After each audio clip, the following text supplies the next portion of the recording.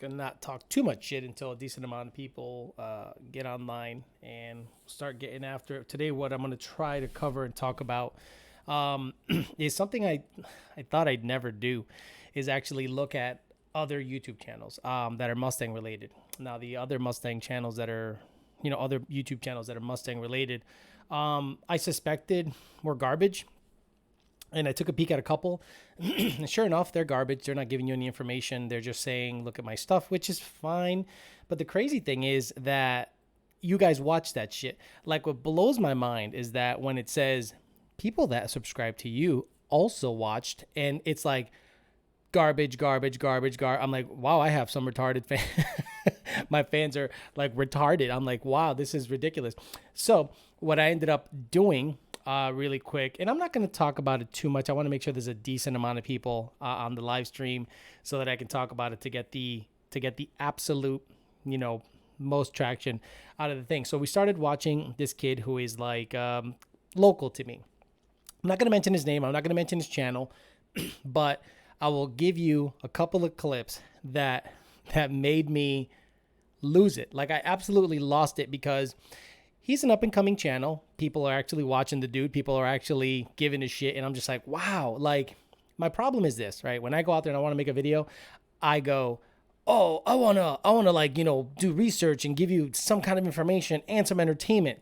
Where these guys are just going, oh, fuck, I raced this and it blew up and the editing sucks and what they say sucks. And I'm like, holy shit. I'm not going to name names, your local gato, but those motherfuckers are whack as fuck. And I'll tell them to their face because the main dude there tried to get me implicated in some dumb shit on my last job. He can deny it all he wants. But the funny thing is that him and his previous employer now touching tips, which blows my fucking mind. I'm one of those guys that if you fuck me over, that's it. Like for life, like forever. Just because we can make money together doesn't mean that I'm going to forgive, dumb shit you did in the past. But in the industry, that seems to be the norm. And that, dude, it's so fucking, it's gayer than the gayest thing you could think of. Where people say, well, I don't like this guy on a personal level, but because he has a YouTube channel or because he might be able to push, my product, I'm gonna, make it seem like we're boys and friends when I know for a fact there are some people out there that are working with each other that fucking hate each other. What I do is I don't work with them. Period. I don't care if I lose my shit. If I don't like you, I'm not gonna work with you like forever. Fuck you, like forever, for life. So yeah, it's crazy how this industry allows that shit to happen. What also happens in the industry that I thought was kind of funny is the subversive, I know, big words, the low key bashing of people on the backside, meaning you and I are having a conversation or whatever, and then on the backside, they hit me up and talk some dumb shit. Like today, for instance, I thought it was a funny post. People are still hating on the 6R80. People are still hating on the 4R200. Now that people are launching in second gear and having excellent track results, or they're running the 4R200 and having record-setting runs, people are still on that dumb shit about first gear leave. Do you guys know there's people out there that still believe that leaving in first gear with a 417 ratio is the only way you can actually claim a 6R80 record? Like, legit, the only way you could claim a record and say it's a real 6R80, that if you launch on that 417 first gear. Now, a lot of people say, well, this guy launched on a 417 first gear. Right, but the rear ended up being very numerically low. So in essence, it's no different than having like a 331 in a second gear leave or a 373 in a second gear leave. If you have a 417 first gear and like a 270 something rear gear, guess what? The math ends up being pretty fucking close. But real quick, I wanted to talk to you guys about, you guys are already talking shit. Hey, the show's called Talking Shit. I just don't name names because what do they call it? I don't want to give no sucker no shine. So Gene Senior might be on later if you guys want to, ask Senior some questions. He told me last night that he might be on answering some questions. And if the other guys, Brandon and John, want to jump in, they can. They'll talk some shit too, but not too much because that's kind of my gig. Yeah, exactly. I should be able to launch in overdrive if I want, says Airsoft D Reviews. Airsoft D. Interesting name there. But yeah, like a lot of people, 10R80, like the fastest 10R80 blower cars are launching in second. And people, they're not really chirping on that shit. But for whatever reason, the 6R80, like there are people that legit say it's not a real record until you do it with a stock converter and first gear. Because Senior put it the best way. I have this juicy steak in front of me, and I choose to cut it with a butter knife that's dull as fuck, as opposed to this razor sharp knife. You know, the razor sharp knife will do the job quicker, easier, without fuss. But old, you know, diehard 6R80 nut huggers are like, nah, man, dull knife life. So that's just how it is out there. But real quick, I want to talk to you guys about a a video that I came across that I thought was hilarious. So this kid is, I don't want to say local to me, but he's in the Orlando area. He's an up-and-coming YouTuber. Doesn't seem like a bad kid. Does not seem like a bad kid. Seems like a nice guy. The channel doesn't give you any information. It just kind of shows you. He has a 05 to 10 S197 with an F150 Coyote swap and a Pro Charger. So he goes out there and tells you, you know, like what happened last night, troubles that he's having, issues. The problem I have with him mostly is how he talks. Now, I'm probably one of the better spoken Puerto Ricans like on the planet, right? Like you're like, he's Puerto Rican? Oh, how come he's not saying stupid shit? So I saw his last video and I love it. It is riveting. But check this out. I'm going to try to get you some audio. And this is him explaining what recently happened to his motor. Check it out. Till I ran the Corvette, and then when I was flooring it, I smelt it through the air vents. So smelt is past tense for smelled. Smelt. I smelt it through the air vents. Let's keep it going. Up there, and it was really, really bad. And some of one more time. Let's listen to that, and then after I blew up the motor and I smelt it. Listen to this shit. Up there, and it was really, really bad. And some of the oil and everything splattered. Some of the oil. Some of the oil and everything splattered. Okay, that's all I'm going to show you guys. That's the best thing on YouTube right now. Oh my God, here. It's still playing. Holy like, shit, it's still playing. Get out. It's the best thing playing on YouTube right now. If you guys want to go over and subscribe to him, I fucking encourage it. It is the best, most riveting shit I've ever heard in my life. He's like, oh, well, I smelt. And he actually spelled on the screen, I smelt. S-M-E-L-T. So yeah, people go, okay, man, he's not an English lit major. It's not that. He's American. Speak English, bro. I mean, he's fucking American last time I checked, right? So when you say smelt, when you go, and when the oil, and you're coming across as a YouTuber, kind of giving yourself information, you lose me. Sure, you get the millennials that, you know, Common Core math and all that bullshit, but that is probably the best fucking channel out there, and it is wonderful. He doesn't edit his fuck ups, which is great for me, and I love it. It's like, hey, I just smelt it, and then oil went. It's like, I love it. Yeah, Buffalo Bully. Yeah, he's a kid, and guess what? He's out there doing public shit. And if he's out there doing public shit, he's a grown-ass adult. He can get made fun of, okay? I don't care that he's a kid. I know I've met kids that are 10 years old that have better English than that. They don't say, psh, psh, psh.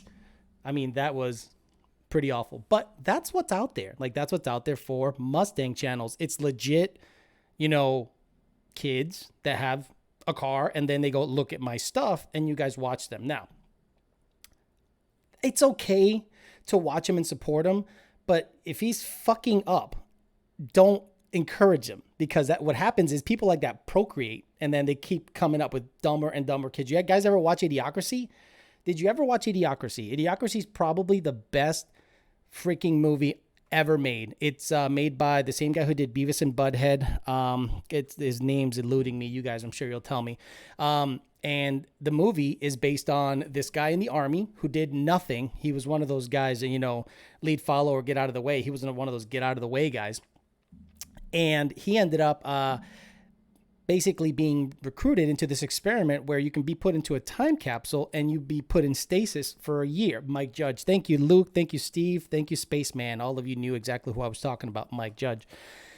Idiocracy is the name of the movie. So he goes into this time capsule, and the head of the program falls into the pimp lifestyle. He got this hooker that was also part of the program, and his name was what was the name of the pimp? Upgrade. My name is His name was Upgrade. So anyway, he ended up instead of being put in there for a year, he got put in there for like 500 years. And what happened in that time was the population of the United States or the world got dumber and dumber and dumber and dumber because dumbasses kept procreating, and smart people that were like, hey, I'm going to wait to have kids and I don't really get this time. I want to make sure that I'm ready. Those people that were actually thoughtful didn't have kids, where Trailer Park Trash was just popping them out. So anyway, he comes up and it's like 2,500 or whatever the fuck it is. And people are absolutely retarded to the point where they can't even solve the world's easiest problems, like getting rid of the trash. If you have never seen Idiocracy, watch it. It is probably the best movie ever made, ever. And the best scene in the movie, and you can look it up on YouTube, is when he ended up going to the doctor to get checked out because he was still in a fog when he woke up from the capsule. He's like, hey, man, I don't know what's going on. So the doctor was like, hey, what's going on, S.A.? And he's like, so we got your chart back, and it says you're fucked up and you're tarded. And he's like, what? He goes, yeah, you talk like a fag, you're fucked up, and you're tarded. Don't worry about it, scrote. Scrote is like scrotum. Like, don't worry about it, scrote. Tards can lead very useful lives. My wife was a pilot, and she was tarded. The best. And then he asks him, well, what should I do about it, doctor? And he's like, yeah, And it reminded me of a guy I used to work with who that was literally that would be his answer to anything. That was literally be his answer to anything. It'd be like, hey man, why'd you do that? Dumb shit. Someone says, you don't like Mexico puñeta. I don't know what you're talking about. Brando. Yeah, Brando. So Brando in that movie was basically Gatorade. In that movie, Brando was Gatorade. And they got so stupid that Brando kind of took over everything, and they bought like everything. They sponsored everything to the point where you could not even get water from a bubbler or a cooler. It was Gatorade. It was Brando. And they even started watering their crops with Brando, and the crops would not grow. So the guy from the past, who was actually not that smart, but in the future he was a fucking genius, he's like, why don't you guys put water on the crops? And he's like, you mean from the toilet? From the toilet? Great fucking movie. Awesome. There was a scene where he was going to be put to death via monster trucks. And one of the monster trucks was called the Dildozer, and it had a big dildo in the front like a drill. Fucking genius. No, I'm not going to SEMA, 2000 CMR. But yeah, do you think Trump will get reelected? Pistol Pete asks. Do I think Trump will get reelected by a landslide? Now, oh, you're a Trump supporter. No, I'm 41 years old. I've been part of some elections. I started kind of paying attention to politics in the late Reagan era. And I'm like, oh yeah, he's going to fucking roll that shit. If he doesn't, he doesn't. I don't care. We're kind of fucked either way because everyone's retarded. But if I had to put money on it, I think he's going to roll that motherfucker. Like, no problem. Economy's doing good. Unemployment's under whatever. And I know you guys are like, oh, he's a Trumper. I am just stating facts. Gas is cheap. People keeping their money in their pocket. People like that don't usually not get reelected if you pay attention to shit. Exactly. Dylan Giles. Oh my God, you like Trump. I'm not using you. Exactly. And then what happens is because I state facts where I say, I think he'll get reelected and the economy's pretty good and I think he's going to roll. I guarantee, guys, you're going to see some guy email my boss and say, guess what? You're a fucking employee. Better stop. Hey, I can't even wear this hat because it says LR on it. You know, if it says LR, that means it's LR's opinion. No, fucking moron. It's my opinion. This show has nothing to do with Lund Racing. I just happen to work for them. And it basically, someone's gonna email Lund and say, I can't believe he's out there popping off. He's a Trump supporter. Fuck him, because people are fucking retarded. Just like the whole 6R80 argument, where people still are hanging on to this thread of hope that someone is gonna bust a 7 with a stock converter, 417 first gear and a 373 rear. It's not gonna fucking happen. It's just not gonna fucking happen unless you launch in second. And if you need to launch in second, hit us up, support@lundracing.com. Ramon Sierra says, hey, I hope this message finds you, Alex, in all good spirits and health. Thank you. When are you getting the comb over? No comb over, dude. I mean, look, I started going bald when I was 19 years old. 19. I remember the day it happened. I was sitting in the barber's chair. I looked good as fuck. I had this badass fucking Elvis looking hair. So I ended up, getting a haircut. I used to get it every 2 weeks. And the barber's just shooting the shit, talk about girls or whatever. And then he's like, hey, you're going bald, huh? And I was like, what? And he put the mirror up to an angle that I never see. And this area started to recede. And I said, just shave it. And he's like, what? I go, just shave it. Get it out of there. Because I'd rather people get used to me with a bald ass head at 19 to 20 years old than be that guy that's holding on to the last thread of hope all the way till his, fucking late 30s, early 40s. Get that shit out of there. Shave that shit. Stop. Don't be that guy with the island. Get it out of there. Get it the fuck out of there. I didn't have Elvis Crespo hair. I had like good, I had good hair, and then it just went all bad. Bald looks good, fam. Ooh, someone's a little gay. Post a pic with hair. Yeah, right. Then you guys will draw dicks on it. That's you know why I know you guys would do that? Because that's what I would do. But yeah. Yeah. ECW. Who the fuck watches wrestling as a grown-ass man? Well, I'll take that back because I still watch monster trucks and I'm a fucking, 41-year-old idiot. Mario Madrigal. Let's talk about second gear leaves. I talked about it early on. I started saying that I'm kind of shocked that people are out there still holding on to the first gear situation. Now that's okay. If you got like a 273 rear, a 300 gear or some custom gear, 417, 300 might work. 417, 273 might work. Now what happens is you take away torque multiplication because you have it up front, but you take it away out back. So why not have the best of both worlds? Why not have launch with us 2-something first, second gear, and maintain your 331 or 315 if you're making crazy horsepower. Mario Madrigal went 8s consistently on not that great of a prep track, second gear leave, and I don't think he makes 1,000. Maybe he does, but I don't think he makes like way over 1,000. That's a stock sleeve motor. I think it's just a rods and pistons and just a couple of things with a VMP Gen 3. So a lot of people are still out there, I don't know, popping off. And I think it has to do with a couple of things. Number one, it has to come from their tuner. It's got to come from their tuner because the general public doesn't know enough to hate on the 4R200 or a second gear leave tune. The general public simply doesn't know enough.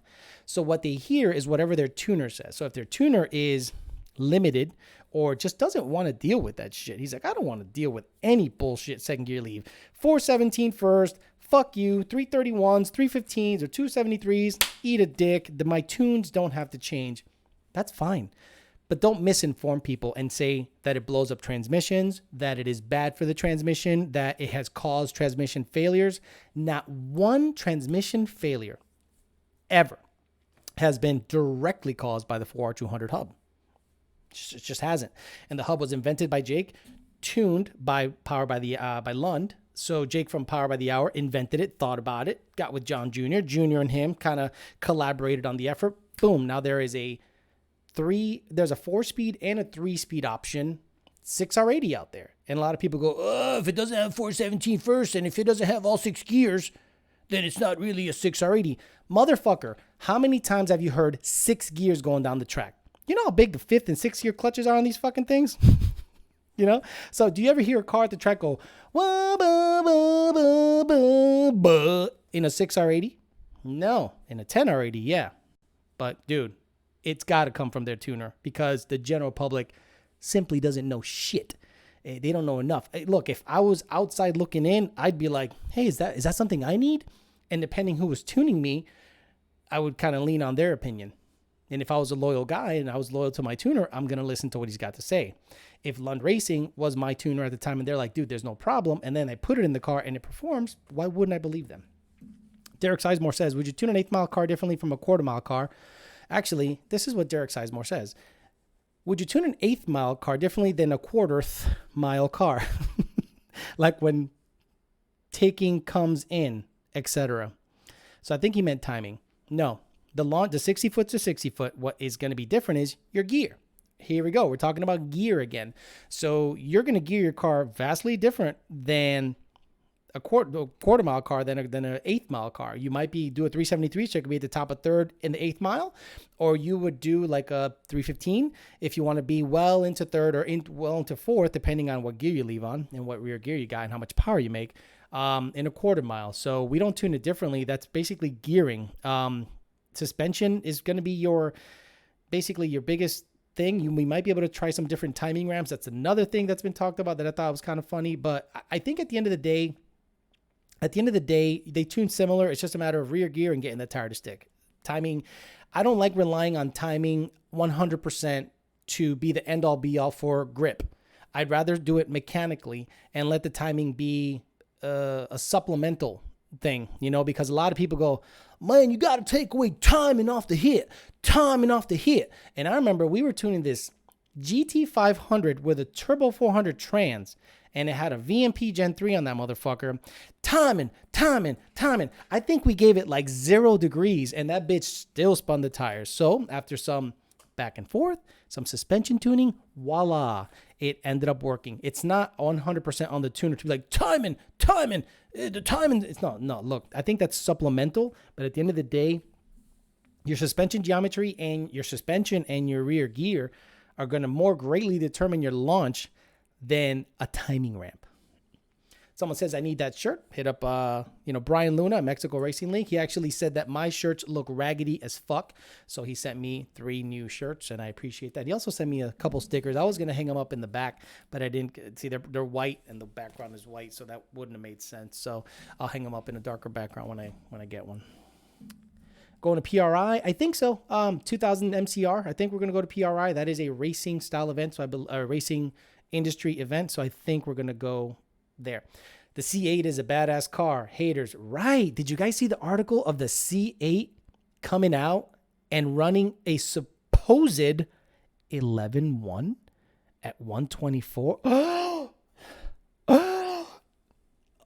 What? Wait, what? Yeah, a naturally aspirated mid-engine rear drive car, NA almost busting 10s. Dude, if that's true, you are going to see so many people convert. And look, the Challenger already outsells the Mustang. Did you guys see that article? Oh, everyone's like, it'll still get dusted. Okay, wait till the Z06 and the ZR1 come out. Hemi. Oh my God, get out of here. The Challenger, Charger, Dodge shit outsells Mustang, right? Why? Because I'm sure people got sick and tired of a small car. Riced out. The S550 has become the rice fucking, like people that they go from a Miata to a BMW to an S550 EcoBoost, which means you're not a Mustang guy. The S550 has just become this riced out piece of shit that nobody wants to be part of. And at least, yeah, the Hemi stuff is heavy and big and in boat, but some of the shit rides out. A Challenger with a E85 pulley and a lower, making 900 wheel, getting it, demon red eyes, real beautiful interior. The quality sucks. I get it. The quality sucks on those cars in terms of interior, but the engines and transmissions are pretty stout. So sorry, bro. I mean, it's going to be one of those things where people are going to convert to the Corvette. Trust me, people are going to pay, they're going to convert to the Corvette. That bitch is badass. How can you tell me a C8 that is rear engine NA running 11.1 stock isn't badass? Get the fuck out of here. when the GT500 probably going to run a 10.4, 10.3, maybe, if the fucking catalytic converters don't melt out of the motherfucker. Emilio Cueto paid and said, what up, bro? Recently bought an 09 GT500. What all do I need to switch to E85? Well, on an 09, I'm not sure if you can upgrade to 13 to 14 pumps, but that would be your cheapest, best bet. If you can somehow squeeze in a set of 2013, 2014 pumps, or you're just going to have to go return style fuel system. Do not go budget, dude. Don't go budget dumb shit. I know some people are going to try to sell you dumb shit. Look, if you're going to go to a return style fuel system, 4 innovations, period. That's it. Done. If you're going to want to go on the cheaper route, go OEM. 2013 or 14 GT500 pumps, dual boosted pumps, ID 1050Xs, boom, E85. How do you fix the GT500 1-2 shift? So Mike Armstrong, I've heard many different theories. I've heard shifter, and I drove a GT500 with a Steeder shifter. I liked it very much. I heard it was clutch issues. I honestly think it has something to do internally with the transmission. Ben Calamer is a good friend of mine, and we talk about this shit all the time. We talk about, like, you know, the way the gears cut, the way, you know, everything kind of flows together to make the shift happen, especially on a very high torque vehicle like that. So I think it's more dependent on the internals and maybe the clutch disengaging. I think it's a combination of many things. A lot of people say, you buy this shifter, it'll fix it. Not so much. Certain transmissions just don't want to go in a second. And have you ever felt the shifter location on a GT500? I don't like it. I don't like the TR6060 shifter location, the throw, the gate. It's just super weird to me. I prefer like a Magnum T56 XL right on the trans, more positive. I think it has to do with the linkage and mechanism. It's just kind of aligned all fucking weird, along with the internals, along with the additional torque that it makes, along with all the twisting. You can get the blowjob bracket. You can get this wallet maker's fucking shifter. You can do a bunch of different things, but at the end of the day, you're going to spend $1,500 and come to find out it's the clutch or the trans itself, which a lot of people are in denial about. So what are you going to do? Okay, I'm trying to see what's going on here. Get some questions. Dodge is cheap. Yeah, Dodge is cheap, but guess what? So are Americans. Why do you think Walmart is what it is? Because we're fucking cheap. Do you know how many Mustang owners are cheap as fuck and do not dare spend anything above, like, okay, for instance, fuel systems. Let's talk about fuel systems. How many of y'all look at a 4 Innovation fuel system and let's say it's what, $1,700? Then you look at another budget fuel system that has similar layouts, but has like bare wires, and that bitch is what, $1,400. And then you see this other budget fuel system, $1,000. You're gonna buy the one that's $1,000, and then when you get it, oh shit, I gotta actually do some work, and it's incomplete, because you motherfuckers are cheap. If Dodge is giving you cheap, fast cars that have a decent interior and get after it with minor modifications, how can you blame them for giving what the American people want? Big, stupid boats with the transportation strips still attached that are fast as fuck, are shitty on gas. You motherfuckers, you buy that shit up. If it wasn't for you guys being cheap and buying that shit up, they wouldn't have a market. What's up? Steve Brazell said, what's up? Mod Motor Mafia says you faceplayed it. He's not wrong about the transmission. Put a 10R80 in my zero-turn Deer. You 6R80 swap it. Cats melt. LOL. Total fix. Replace second gear. Has a friction material on it that causes the lockup. He might be right. Someone said MGW. That's hilarious. Alex, would you ever get a Hellcat? Yes. I would get a Hellcat, but I wouldn't get it for the likes or the views or the dumb shit because not really. I'm a Mustang guy, and there's plenty of YouTubers out there that make it in the world. Like, they make it. They start making $20,000, $30,000 a month. Then they get a Hellcat for the likes. If I get a Hellcat, I'll probably be like that guy Demonology, who was a demon. That's fast. And I'd go out there and race it. You know, that's what I would do. I wouldn't get it for the likes. Any aftermarket cams for Gen 3? Yes, Comp Cam has stage 3s supposedly out, and I'll be tuning our first set probably in about 2 or 3 weeks. Our 4 dealers selling a 2020 Mustang Roush Phase 1 Supercharged Mustang GTS for $40,000. Is it worth it? 4 dealers, wow, selling 2020 Mustangs Roush Phase 1 Supercharged Mustang GTs for $40,000. Is it worth it? Think about that. Think about what you just said there, Buffalo Billy. Remember what I said about that blower? How much it sucks cocks and dicks? They probably can't give that blower away. So they're blowing them out. I think Roush, I'm just guessing. I think they're just blowing them out. They're just saying, see you later. Bye-bye. Get it the fuck out of here. It's done. Let's get them out of here because we need to blow them out. That's what usually happens when another product is coming down the pipe. If you see any company liquidating anything, that means they got something else coming and they have to get rid of the shit that's on the shelf, period. Robert Rice says, hey, Alex, I have an 18 GT with a 10R80. I just want to improve the throttle response and such on a 93 octane. Better off just getting a pedal commander or tune. So if a lot of people, Robert, have never driven a drive-by-wire vehicle, it is a completely different feel than like a Cobra. A lot of people come from a Cobra and go right into a drive-by-wire car and they go, oh, the throttle's laggy. Yeah, it's called an electronic throttle, meaning there is no physical connection between the two. It's all electronic. So there is going to be some lag. There are some things we can do to make it a little more sensitive, but I am not going to literally make it so sensitive that it jumps out at you. Why? Because the moment you give it gas and it's really touchy, your foot's going to come off the gas, on the gas, off the gas, on the gas. And then you're going to tell me the tune is twitchy. So what do? We mimic what Ford does. Or we can make the sport throttle similar to the regular throttle. So the sport throttle feel and percentage is the same in drive than it is in sport. Or normal mode than sport mode if you have a manual.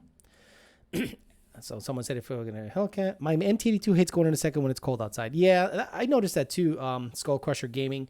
The MT82 is not a big fan of second gear, especially when it's cold. That's why you don't really beat on it or anything until it's warmed up and up to temperature. Why are my gears now all neutral? Trying to wire up a 10R80 in my IDI 7.3. That's hilarious. Good luck. How are you going to control it? That's the other thing that you guys are fucking doing, you coyote swap guys. You're buying something that does not have any support and might not have any support for a little while. A lot of guys are saying, I bought a Gen 3 motor and a Gen 3 transmission, so I got a 10R80 and a Gen 3 Coyote, and I want to put it in my F100. They call Power by the Hour like, hey, I need a control pack. And you're like, guess what? There ain't none. Why not? I already bought the shit. Why'd you buy it? Why didn't you buy something that was available tonight? Meaning Gen 1, Gen 2, tonight it's available. No, you motherfuckers want to have the latest and greatest shit. And it's just not available yet. It is just not available yet. I'm sure Ford Racing will get on top of it. But I don't understand why people buy shit that is not available yet. Then other people say some dumbass shit like, I can't wait to put a 7.3 and a 10-speed in my Fox body. Jesus Christ. Godzilla swapped that bitch, exactly.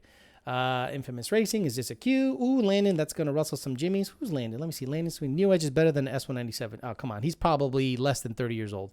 Every kid that's under 30 years old thinks the New Edge is the best thing since sliced bread. Let's talk about the New Edge real quick. So what is that? 99 to 04. 260 flywheel horsepower. Screaming badass shit. Where at the time, a New Edge can get its ass gapped by a old 85 Fox body with 410s and a tire. Like, not beat, destroyed. So the problem with me and New Edges is they were shitty for their time.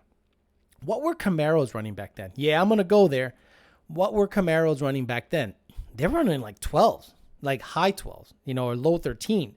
And then the only time a GT went 12s was like when the Coyote came out. And people were like, whoa. Now, I'm not a Camaro nut hugger, but I'm not stupid. The New Edge was a complete toilet. Now, people will say you wouldn't have a Coyote if you didn't have a New Edge.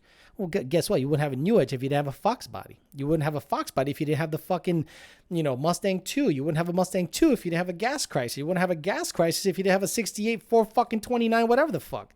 Shut up. Oh, my God. Okay. Kona Blue, 18, gapped by you.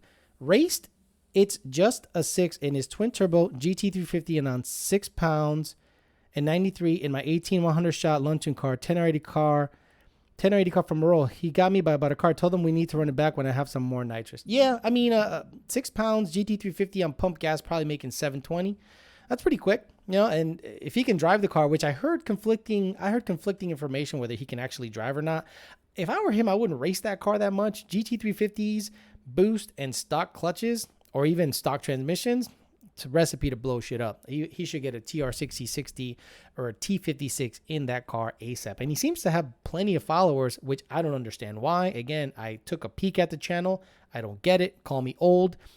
He's just cute, I guess. Be like, oh, he's cute. He's a cute looking guy. And he says, yeah, look at my shit. And I'm like, there is no information coming to me. None. Zero information. People say he whack. Look, I'm not going to say he's whack. I don't think he's a bad... I don't think anyone is a bad... Well, I think a couple people are bad people, but he's good. He's got that fucking YouTube money. He's getting like 400,000 views a video, 2 million subscribers almost, which blows my fucking mind.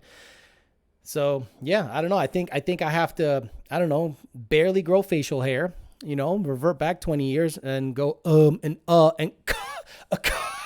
in the middle of every sentence and YouTube money. Or grow a mullet. That's the other thing I could do. Grow a fucking mullet, say golly and gall dang, and advertisers say he's safe, so then their algorithms work properly. Someone says another guy is bad. He ain't cute either. They're mostly all bad. Cry? Who cries? Who the fuck is crying on their channel? Please tell me no one's crying on their channel. I don't even want to know. I'd rather grow a mullet. Fuck a mullet. That's the other thing. Promoting retard shit is another thing that gets my goat.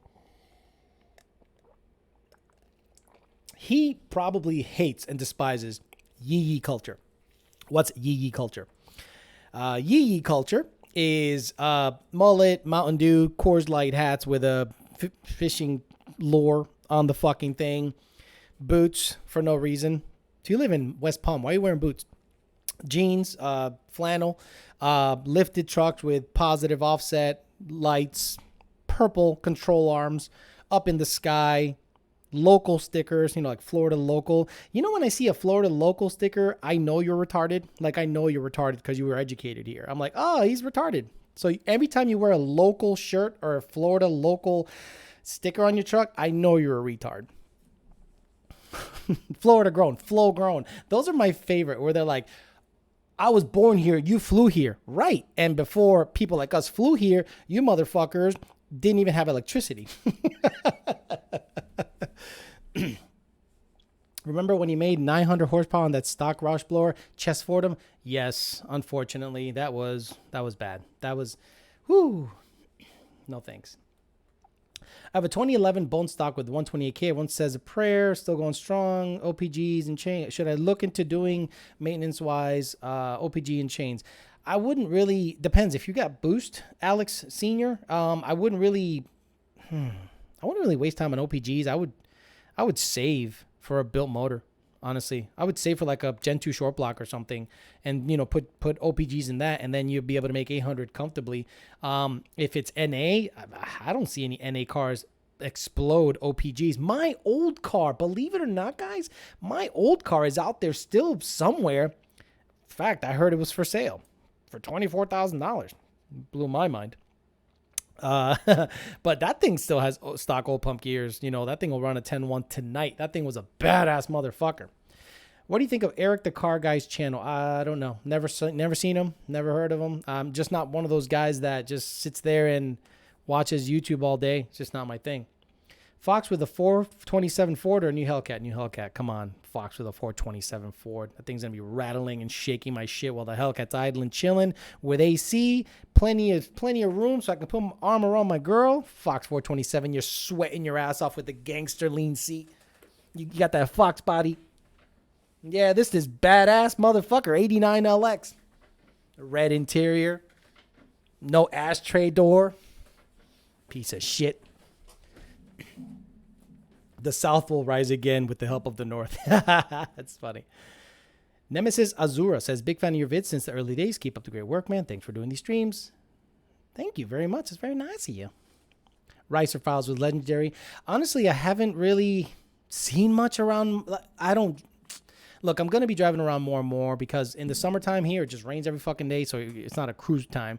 But once our winter, which is 75 degrees and beautiful, gets at it, I'll be doing some more driving. If I see some Ricer shit, I'll throw it up. But the Ricers have been hiding from me, apparently. Landon Sweeney says, just playing my man. I have an 04 competition orange Mach 1. My dream car is a 1314 Boss 302 or GT500. Can't afford it as a young Ford tech. Sorry, I rustled. Nah, you're good.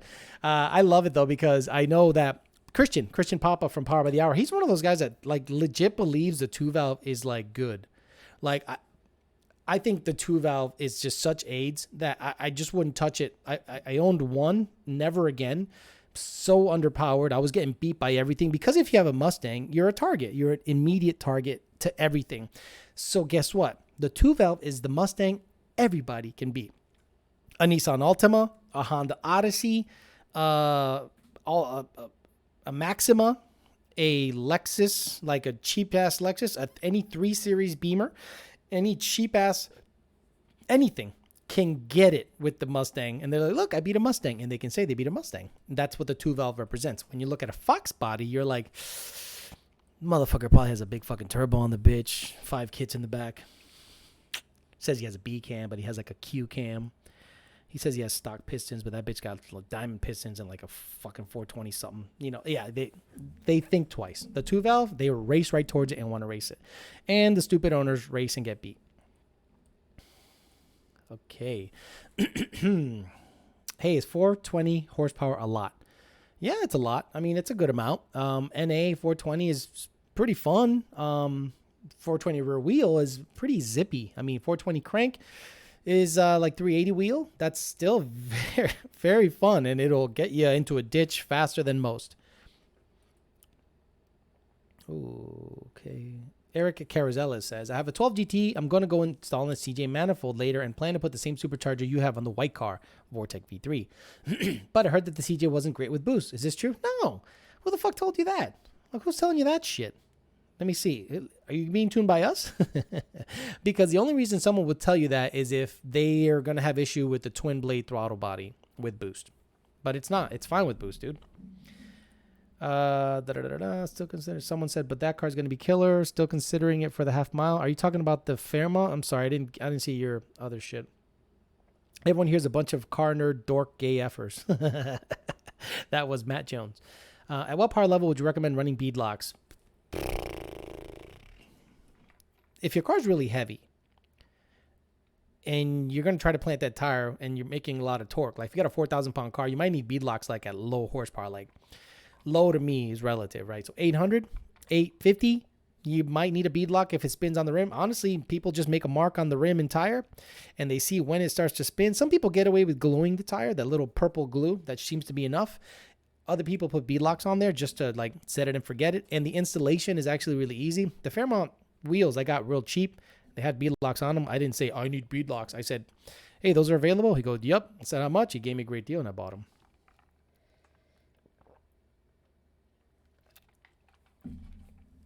Very good. My 2-valve was fun in the drift days. Yeah, right. Hyperbole will destroy us all. 19 S550 making around 800 wheel right now. Oh, okay, cool. Sweet. Have you done any of your own research after Christian told you about the Mach 500 clutch? Good for NA, nice engagement? No, because honestly, no. I mean, finding a car with a Mach 500, I'm not going to go out there and do research on that specific thing. Landon Sweeney says, what's your opinion on the 4-valve 4.6 that's in my Mach 1? Mine only made 322 to the rear on the Mustang dyno. Okay. I don't know. They're okay. They're the same as the 96 and 98 Cobra. Not exactly the same, obviously, but it made about the same power and it acted pretty much the same. I'm not a big fan of the Mach 1s either. I think they're an overpriced SN, or not SN, an overpriced New Edge. Yeah, it had the cool little hood and it had a 4-valve, had bigger brakes, but at the end of the day, it's still getting gapped by, a Q50. No, it's not. John Mahovitz of AccuAv Racing Mode, 2500, 10,000 RB, 4.6 nails, the factory test skid blogging cranks, 2-valve is a dog. I love how people compare like the baddest racing engine on the fucking planet in a tube chassis car with an air shifted transmission to a stock ass 96 Mustang. Stop it. Derek Sizemore, would you recommend tuning a Whipple 10R80 car to leave in second that makes over 800 wheel? Car has 315s, suspension upgrades, left in second by accident 60, went from 144 to 136 on stock converter. Yes, second gear just does so many good things. It's longer, so you don't have that instant hit. You're going to be able to plant the tire better because of the longer gear ratio. hey, get that guy's, numerically lower lower gear, leaves better and it stays in power longer. And if you're making a good amount of torque, Derek, yeah, I would absolutely suggest.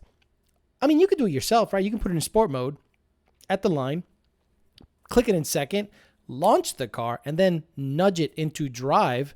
Or if you have the manual mode tune, you can just leave it in sport mode, pump it into second, and then you can just leave in second gear and go, holy shit, my 60-foot times are improving. 136 is nothing to sneeze at.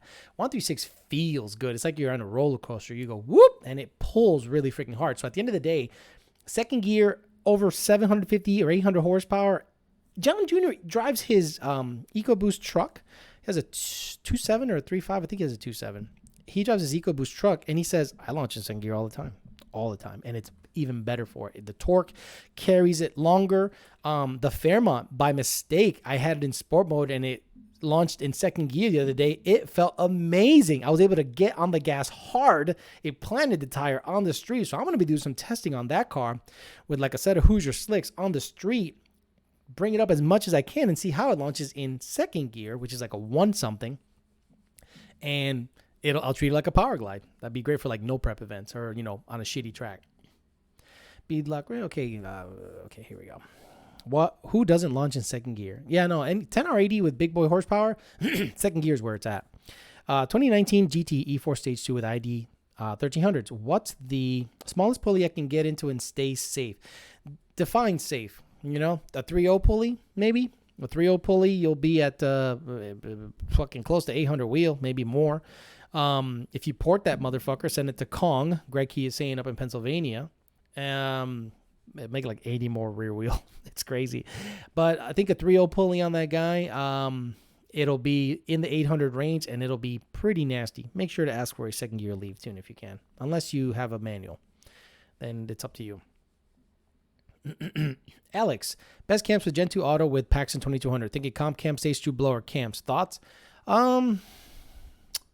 Cams are going to take away torque on that vehicle, right? You're going to basically extend the RPM range from here to higher in the RPM band. So out of the hole, Mike, you might suffer. But RPM and horsepower-wise, way up there, you're going to gain. So it all depends if you want that car to come out of the hole hard or not. You might need to potentially get a two-step in the thing to leave with boost. But a Gen 2 Auto with cams is going to be a little lazier down low. It's going to make a ton of mid-range, ton of top. But down low, when you need to launch the car, cams are going to probably hurt the car. So take that into account. Do you recommend a two-step or a Whop box for boost cars? Not manuals. I don't recommend any two-step or Whop boxes on any manual car. Steve Will says, by the way, I love the shifter in the Fairmont. My select shift buttons are worn out anyway. Yeah, I gotta fix that shifter. That shifter from Low Car leaves a lot to be desired. So I'm gonna do an in-depth video once I get some time to actually wire up the sport mode and put a boot over it and make it real nice. Okay. Derek Reidenbach says, in your opinion, is it worth doing an NA build for a daily or just doing centrifugal and calling it a day? Car stays in the mountains, good bit, if that's helpful. That's a very good question. Think about it this way. What's a centrifugal supercharger cost you nowadays? Let's say you call up Team Beefcake Racing and say, hey, Beefcake, how much for a Paxton 2200, ID 1050Xs, a 3.6 pulley, booster pump, shipped to my door? Right? So what are you gonna spend? It's probably gonna be maybe close to 6, maybe 5,500 to 6,000, I would guess. What's an NA build going to run you? Oh, we're going to talk FBO, which is full bolt-on, or Tony full bolt-on. I haven't seen him here. That's going to run you a turbojet intake, throttle body, cold air, injectors, if you want, headers, cams, It's probably cheaper to get boost, and you get way more out of it with boost. But some people love the NA game. All motor, all motor, all motor. I would boost it for the money. I'm going to do the red car just NA just because I want to. And then once it runs a 10-second NA, done, unless a turbo kit falls out of the sky. I would not put another blower on it. I would not do any centrifugal shit on it. If the red car is going to get any power adder, it will be a turbo, because I have not owned a turbo car yet. Be my hero and tune my 99 Cobra. Fuck no. Oh, but you know why Lund doesn't tune older cars? Because they want to make money. Yeah, holy shit. What a stupid thought. What a stupid thought that we are in the business of making money. Holy shit. I actually went into business for pride. Fuck it. I went to work for Lund Racing because I want to tune junk ass Cobras with 10 to 12-year-old junk shit that I got to diagnose. Or I just want to make money and tune badass shit, modern shit, up-to-date shit. I know, I'm just fucking with you, but there's some people out there that get bent out of shape when I start talking about us not necessarily tuning older vehicles, because it is not, I don't want to say it's not worth our time. Hell, John Sr., if he gets froggy, he'll tune your piece of shit.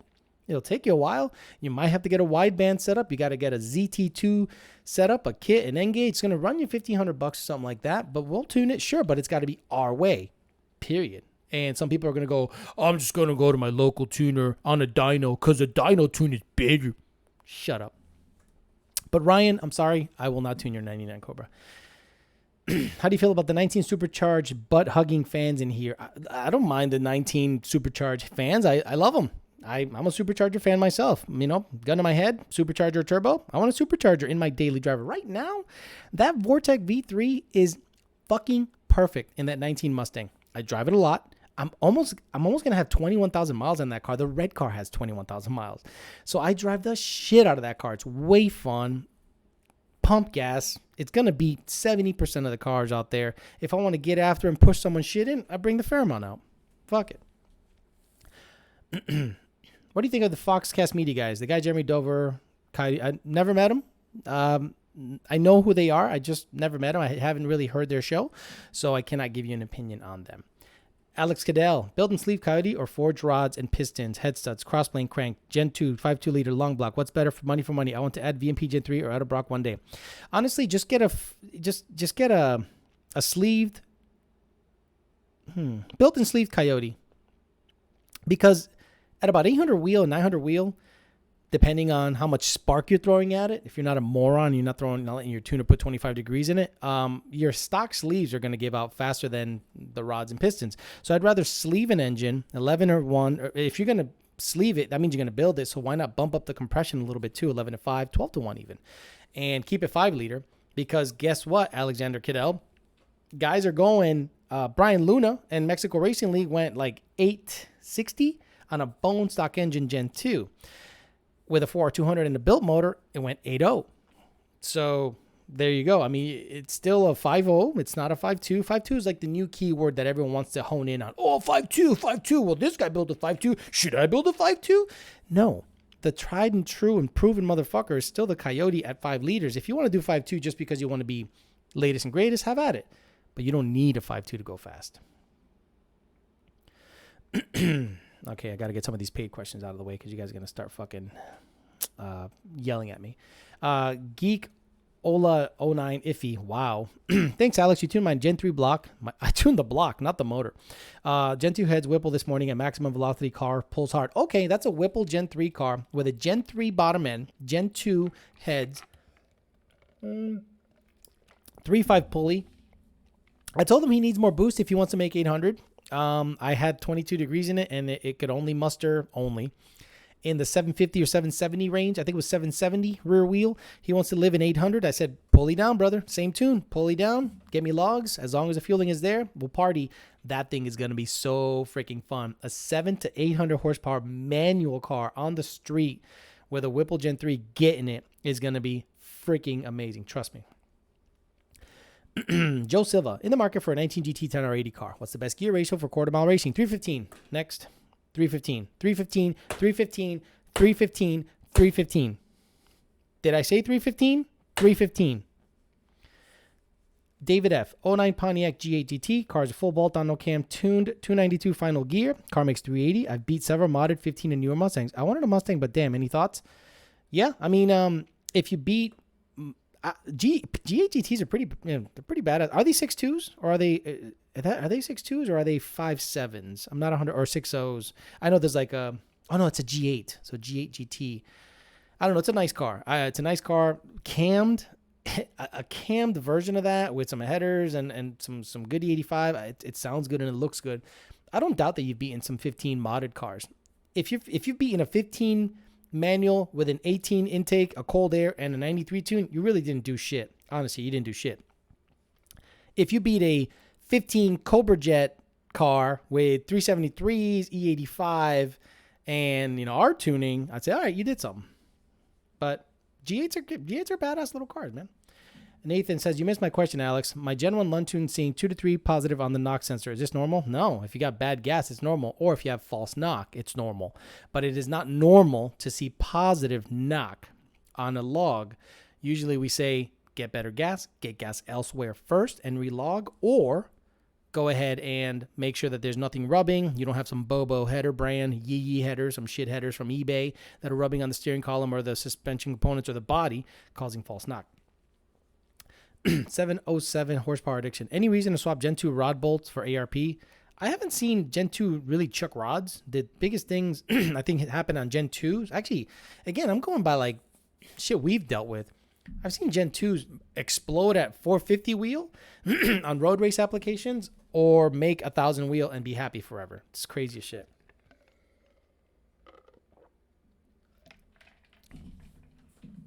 Someone said, get a baby Jesus setup. I don't get it.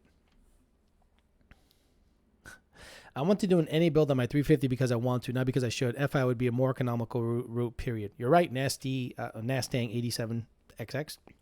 Jeremiah Camp. Alex, on a Paxton car, would you do a stock lower with a 3.3 or 15% lower with a 3.6? 50% lower with a 3.6. The reason being is I want to be able to grow a little bit and keep belt wrap favorable. So you don't want like a tiny, tiny pulley on that Paxton because eventually you're going to run into issues with belt slip, even if you're 8 rib. It just happens. And then you're going to be buying a grip tech pulley, this and this and that. I like keeping the pulley size on the bigger side on the blower and overdriving it at the bottom. So if you do 15 or 20% and keep the 3.6 at the top, you're less likely to have belt slip and you still have the added benefit of more boost because of the bigger lower. VMP Gen 3 or Whipple Gen 5? Hey, that is a toss-up. That is literally flip the coin, and whichever, both make a ton up top. I mean, I'm saying moon boosted, both of them are badass. At low boost, both of them are badass. So honestly, that's one of those toss-ups. I'm a big fan of the 2650 rotor pack from Eaton in anything. Magnuson, Edelbrock, which is what I have, or VMP unit. But the Whipple Gen 5 is pretty stout, and it's hard to beat that little blower because it makes a ton up top, and it keeps the air charge temps on the lower side. The VMP Gen 3, unfortunately, still shares the same bottom mounted intercooler that Roush does because they don't upgrade the intercooler. As far as I know, they do not upgrade the intercooler yet, or the brick. It's still the same shit, and it's the same head unit swap. Whereas the Gen 5 Whipple, they upgraded everything. They upgraded the intercooler. They made it bigger. It's top mounted. It's front feed. It's hard to beat. You're a car racist. I'm not car. Get the fuck out of here. I love everything. I just can't afford everything. I just happen to be into Mustangs. If I wasn't into Mustangs, I'd be into something with a V8. Look, I'm a Mustang guy because when I was a kid, I saw a Mustang get worked on at my dad's shop, and I was in. And then it was the lightest, fastest car. And to this day, the Fox body is still the most sought after, cheap drag car to get into. The Mustang stuff kind of just stayed, and it went away for the 2-valve, 3-valve years. I was MIA. I think those years were absolute shit. Then the Coyote came around, and my eyes perked up, and I went, let me buy one of these guys, and I did. All right. Bicho, what do you prefer for more... Wait, Jesus Christ. Bicho, what do you prefer for remote session? Dyno or clear road pulls? My preference is clear road pulls because you're pushing the weight of the car.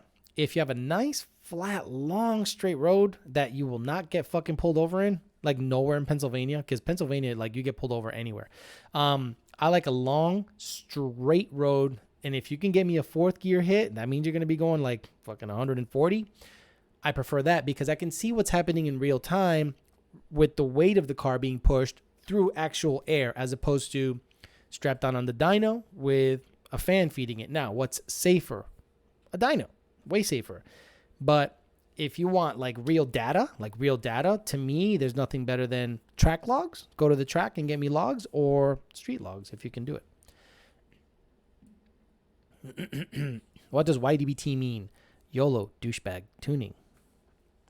Pennsylvania is a police state, straight up East Germany. Dude, Philly raised up the Chinese flag in City Hall. What the fuck is going on there? Like, I never considered moving there. That guarantees that I'm not moving there. I mean, what the fuck? No way. And for whatever reason, there's now these, talking about China, there are now these Chinese bugs in Pennsylvania that look like these massive flies that look like the craziest shit on the planet.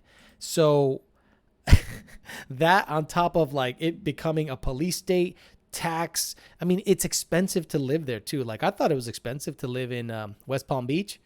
Then you go to, anywhere in Pennsylvania. Well, except Scranton. There ain't shit up there. You're like, why are you asking $1,500 rent for a 2-1 or a 2-2? Like, what's here that commands a 2-2 at $1,500? Like, I get it. West Palm Beach got the beach, bitches, boats, cocaine. But what does Pennsylvania have? Chinese flies? The fuck out of here. Port the windshield. Alex, do you think the 19 MT82s got some low-key revision over the 18s after numerous fork failures? I think they got revised forks, but I don't think they're like bulletproof. And I am not actually Lance. I'm gonna buy Lance Rainey's old transmission. I forgot. I just remembered, so I gotta hit him up and get him some money. I'm gonna buy his broken 18 MT82. Take it apart, see what broke, show you guys what broke on it, get you some video, which no one will watch because you'd rather watch some guy go and fuck me. Ellich, would you consider yourself a conservative fellow? Here we go with the politic questions. What I would consider myself is fiscally conservative, meaning my money stays in my fucking pocket. Right? You leave me the fuck alone. Right? You tax me as little as possible.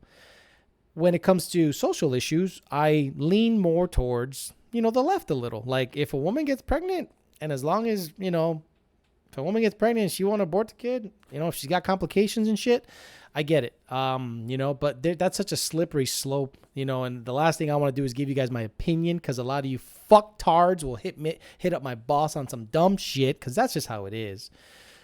So yeah, I am fiscally conservative, meaning money stays in my pocket. And when it comes to social issues, look, I don't want bums on the street either. Fuck that shit. So that's not liberal. Fuck that. There's a bum on the street, get a bulldozer and get him the fuck out, man. Ship him over to somewhere. Get him out of here, man. Stupid shit.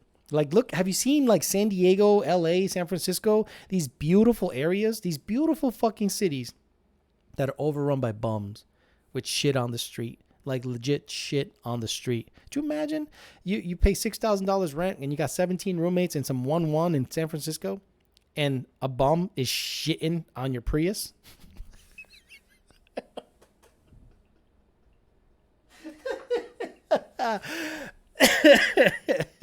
Wonderful. Port my pegging sessions. Yet Pennsylvania sucks. Port the wall. That's Skid Row. All of it. What do you think of that guy Marin? Never heard of him. Sorry.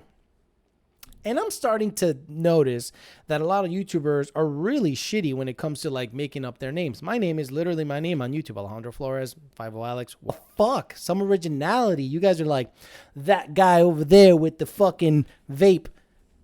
Shit. You're my boy, Blue. Thank you, Demon Grawl. San Diego is horrible for that. The downtown streets literally turn into homeless cities at night.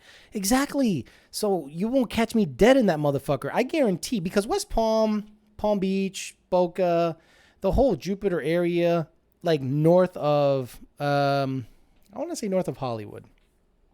It's pretty nice. And people don't come here to see bums, right? If you're on the beach, like I went to Fort Lauderdale Beach when I did this whole tour of Florida when I first, one of my ex and I wanted to move to Florida. We took a week off and we said, let's drive to everywhere in Florida, every fucking city. And let's spend a day in each city and we'll see what's up. So we went to Orlando. Orlando was not even considered. We went to Bradenton, Tampa area, it's too slow, like super slow. Nothing happens. And at 5 o'clock, Tampa is a ghost town. Like Tampa is a ghost town. Nobody is there. And I'm like, not that I want nightlife and fucking pill popping, fist bumping the night away. I'm like, there ain't shit to do. Like if I want to go to a nice restaurant, where the fuck do I go? You got to go off some beaten path bullshit. Bradenton, Tampa area seems to be like a fisherman's paradise. People that live from Ohio, like the central United States, people go to Bradenton and Tampa and they live there. People from New York, New Jersey, Massachusetts, civilization. We end up in the East Coast, South Florida.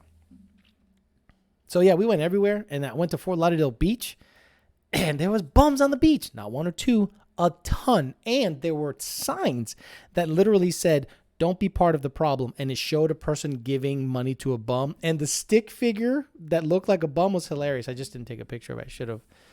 Are you a fan of no prep racing? No, not really. I'm not anti no prep racing. I think it's cool to see the danger, of potentially blowing something up. But I think they've gone down to a science where even in some sketchy prep, they get down the track. The no prep racing was here in West Palm Beach. Nobody that I knew went to that shit. Nobody. Because we're like, fuck that. They're not going to that shit. D-Self says, Alex, how does the car know it has sweet gas in the tank? So the car has adaptive octane logic. Somehow it can tell with the wide bands and the front O2 sensors that the octane's pretty fucking sweet. Same thing with the flex tune. That's kind of how it determines how much alcohol content is in the fuel. It's constantly learning. So if it senses, hey man, this bitch is sweet and it's burning nice, it allows the car to see more timing. Port the Dallas Cowboys. Poor Dallas Cowboys. Who's a Cowboys fan in here?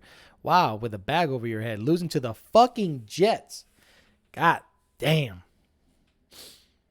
I have a family in Sarasota area. Sarasota is nice too. Sarasota is pretty, but it's very, again, slow.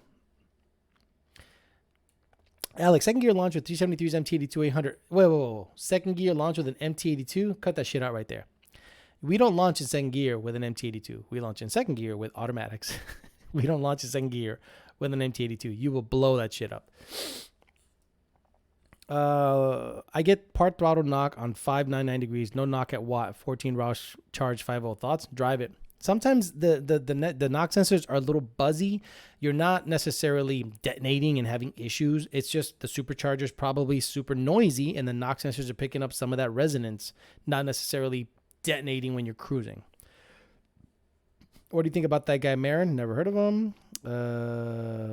Just got an 18 manifold in LU47. Sarasota is a retirement community. Yes, very good. Got an 18 manifold LU47 injectors tuned by you guys. Do I need a revision tune? What? Yeah, if you upgraded anything in the engine, you need a revision, especially injectors. Jesus Christ, and the intake manifold. Of course, you need a revision. Just got an 18. Again, he asked it again. I got an 18 manifold and LU47s tuned by you guys. Do I need a revision? Yes. If you got an 18 manifold and LU47s recently and have not been tuned for it, get a fucking tune for it. How do you feel about Me Too movement and women falsely accusing guys of sexual harassment? Where's that happening? So sexual harassment to me is this. You cannot move up the ladder at work unless you suck my dick. Right? That's to me what sexual harassment is. You cannot, get this promotion. Or if he's like, hey, baby, you're looking fine as fuck, and I want to just plow that ass. That to me is, I don't want to say, yeah, it's sexual harassment. I guess it's sexual harassment. But again, that's that slippery slope, right? You can't really say that's not sexual harassment. I am from the Northeast. We are super sensitive in the Northeast to anything, racism, sexual harassment, because you got that beaten into your head that you can't say these words. You can't say XYZ. You can't talk to a woman this way. You got to be respectful. You can't even say any sexual innuendo around a woman in the workplace. And I agree. So in the South, that seems to have not exist. So ever since I moved to Florida, it's like there's ass slapping, they're banging each other, they're hiding accounts, and everyone's banging each other. I'm like, wow. I mean, I've been at a couple jobs in Florida, not my most recent job because I work remotely. where everyone's banging everybody. The sales staff's banging the secretary. Everyone's banging everybody. And I'm like, what the fuck's going on? Ah, it's wonderful. The shit I could say. Whoo, man, I got so much to say. I have a 2016 manual Lund 2, and if I go Whop from a roll, the car will seem to accelerate lightly for a second before it abruptly hits harder and harder. Could this be VCT? Maybe IMRC? Can't seem to catch it in a log. Could it be traction control? Do you have traction control on? Is advanced track off? I plan on getting a 2020 GT 6 with a Whipple. What's your opinion on the Gen 3 engines? They're good. They're fine. Every Gen 3 motor, especially PD, seems to be really happy. The only times I've seen issue is honestly with Vortex and Paxton's. They have these weird issues and manuals only on shifts. And I think it has to do with the engine torquing over on a shift, which if you've seen my videos, you saw how I took care of that because of clearancing issues. But aside from that, as long as you're mindful of clearancing and everything, the car seems to be pretty happy with boost. So I can't really blame anyone for wanting to go boost right away. It's literally like life-changing. It's night and day. Okay. I'm spraying a 300 shot on my Boss 302. Can I go up in a 100 shot more easily? I'm spraying a 300 shot on my Boss 302. Can I go up 100 shot? Yeah, no. I don't even know who's tuning you at 300 shot. They're psycho. I wouldn't tune you on a 300 shot. No fucking way. People are asking what NFL team I like. I like the 49ers. And why? Because I grew up in the Joe Montana era. Spray a 3,000 shot. Yeah, right. Who's spraying a 300 shot? My God. Miss my paid question. Mustang fan says 12 GT500 or 13 Boss 302. Obviously boost. GT500. Better trans, better motor, and boost. Ported USB port. Jesus, Josh, no one cares. Mustang fan says, he already said that. Mustang fan said it again. I answered it. Mustang fan, GT500. Weak. I don't even use a pill when I spray. I just hose right into the throttle body. Badass shit. Do you see bad gas 93 octane common at pumps? Yeah, I mean, bad gas is one of those things where depending on how busy the pump is, if the pump is really busy and it's a busy station, you have less of a chance of having bad gas be an issue. At the end of the day, though, it's one of those things where Shell seems to have good gas all the time. So it's one of those things where I tend to choose Shell overall. Anytime there's a Shell around me, I tend to use that over kind of anything else, honestly. Shell seems to have good gas all the time. That thing. So I just wanted to make sure my stream was up because mine is frozen on my screen. So when I put it up online, it seems to be good. Okay, so Tune Drive Shaft, Cletus, Sweatshop for the win. Alejandro Flores, 5.8 GT500, build cams, 1300s, TVS, 10% lower, stock upper, XBA, Kenny Bell, say, oh my God, just super built, okay? On MD pump with meth, swapped to a 2.4 power, went 81. Power went 81. Any idea why power dropped? Belt slip? Knock sensors? You have 1300s, but you're using pump gas with meth. Why? Why the fuck are you doing that? Why are you doing pump gas with meth with 1300s? Why don't you go E85? And the 2.4 is probably belt slip. Or guess what happens when you go up and boost? The air gets hotter. Yes. Do you have a dual pass, do you have a triple pass dual fan heat exchanger? Are you doing the meth pre-rotor or post-rotor? Is it, you got to understand, just because you pull it down doesn't mean you're automatically going to make more power, especially if you're on pump fucking gas. And meth to me is not going to be the end-all be-all savior for octane, depending on where you're injecting it to. So if I were you, I'd look into E85 or look at your math frequency in the log and see if it's dropping. If it's dropping, that means belt slip, plain and simple. BP in the Midwest seems to be the most consistent. Yeah, BP, Shell, Chevron, Texaco, the big ones. George Perez, someone said George Perez. I'm waiting for Alex's reaction to a GT350 stock pull. What? GT350 stock pull. If you want to see me drive a GT350, just go back on my videos. There's a Lund Racing GT350 video when they had one, and there's a VMP's GT350. I have plenty of GT350 stuff. Just go back and look at my shit. Supposedly the 19 GT350s are king daddy.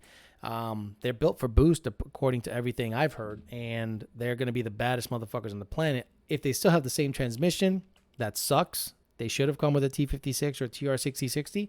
I don't know why they come with that bitch-ass Tremec. But what are you going to do? Hey, Alex, any experience running an interchiller with a Gen 5 Whipple on a 19S550? You got to understand, that doesn't affect tuning. If you can run a killer chiller, all that does is IAT is going to be low. So the car is going to make power. What do I have to do? More timing? More fuel? No, I don't have to do shit. You're already taking care of the cooling, so I don't have to do anything. The car will just perform better with lower IATs. There's nothing I have to do as a tuner if the IATs are lower. Oh, you got to add more fuel. If it's cooler outside, you need more fuel. This isn't a carburetor. Better rods, pistons. Yeah, everyone says that's better rods, better pistons, long, like head studs, like legit fucking head studs. And it has the Predator block, the 2020 GT500 block, supposedly. So if you're going to buy a car that's stick and built for boost, 2019 and up GT350 seems to be king daddy because it's still going to be $70,000 fucking dollars or $60,000. God damn it. I mean, that's a bad, look, my dream car is a 350R black, no stripes, 19 T56, big Whipple or twin turbos, and make 1,000 and fuck everyone. You know, I don't have to be the fastest, but I got that car. What do you think of the supercharged Chevy SS sedan? Thinking of selling my 2012 Coyote. Very nice car. It's an adult's car. A Chevy SS, I think it's a 6.2 LS3, if I'm not mistaken. Supercharge that bitch, cam that bitch, blah, blah, and fucking ride out at the gas station before you go street racing with your boys, and just let it idle at the gas station just so you can be like, I was on Streetcar Video. I was on 1320. Jesus Christ.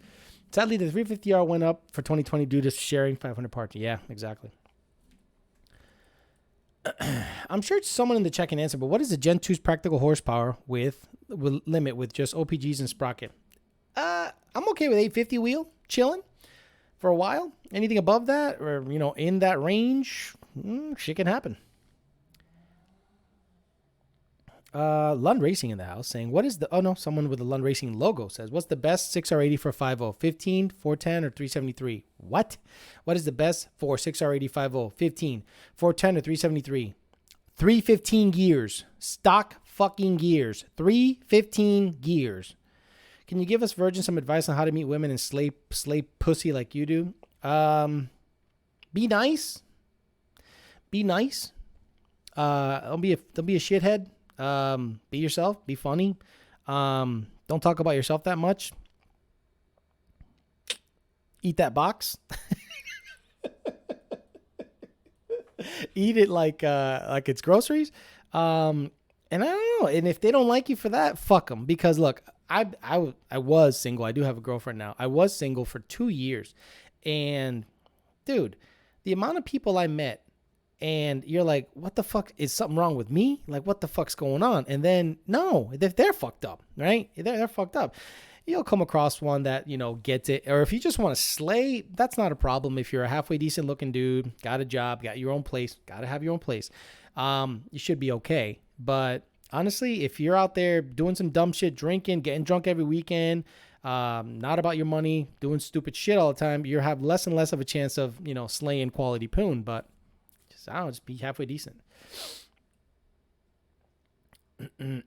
Someone's saying some dumb shit on the chat right now.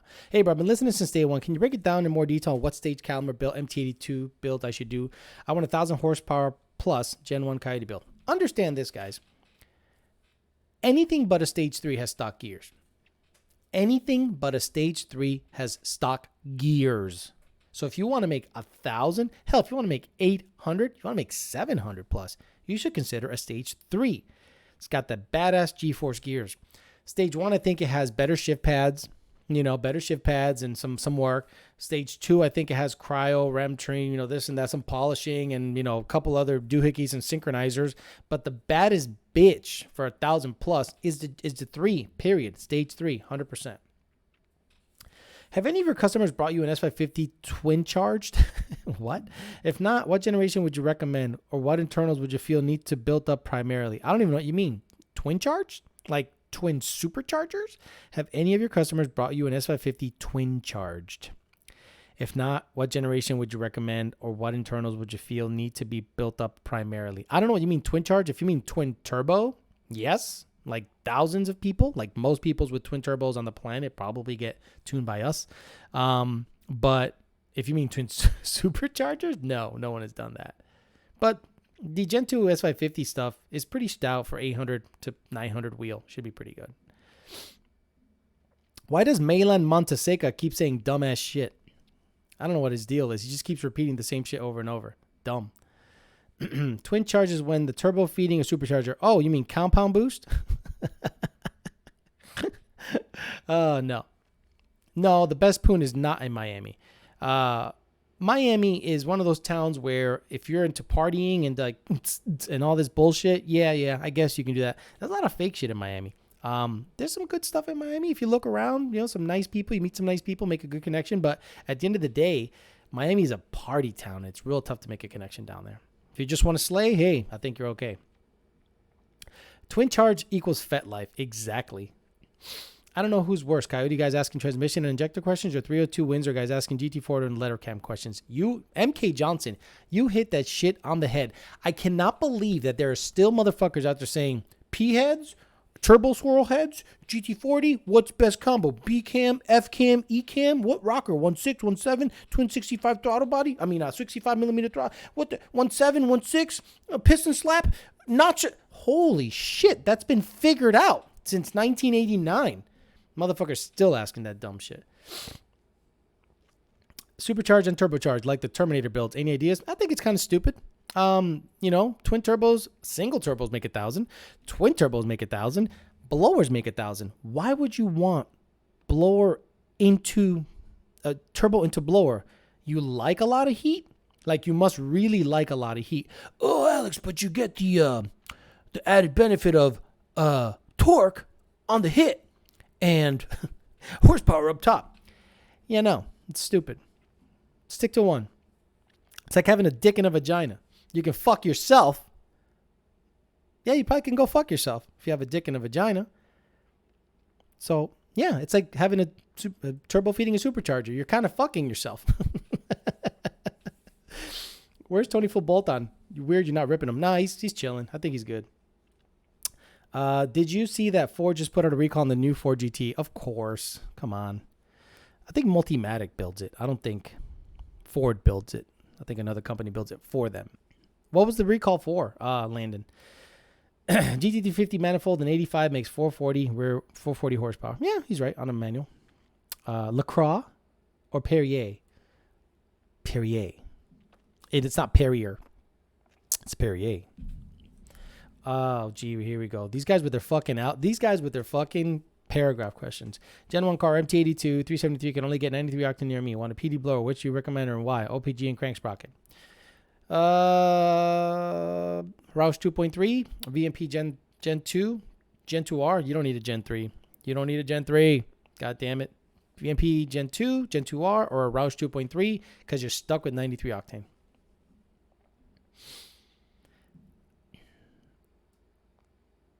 Okay. Benito basically paid me to answer the question. That's funny. People are actually paying me to answer the question. Interesting. Message retracted. Bought a GT350 manifold for Jeep. How much will I be making on London 93 tune PMAS and free flow and exhaust? How much more could I make with the E85? Just looking to have a fun 450 rear wheel horsepower before I boost. Yeah, I think you could do it, brother. 450 is pretty attainable on E85. As long as, everything is kosher. You're going to need, if it's a Gen 1 car, you'll need injectors. If it's a Gen 1 or a Gen 2 car, you'll need injectors. I recommend LU47s. They're the cheapest ones you can get. If you can get your hands on a set of MU52, they're not as good in terms of how they spray than the LU47s, but they'll get the job done. So I think 450 rear wheel horsepower is easily attainable on E85 and a 350 manifold, way up top. Self-impregnate, exactly. It just sounds like a lot of heat, like turbocharger feeding a supercharger. It just sounds like you're preheating the air. Oh, but Alex, what if you have an air-to-air intercooler? Okay, so you have an air-to-air intercooler in front of a heat exchanger for the supercharger, in front of your AC condenser, in front of your radiator. So your front's going to be full of shit like this wide. Then you're pumping that air into, dude, stop it. VMP Gen 2 cheap now. Yeah, they're cheap. So you can get them, good value.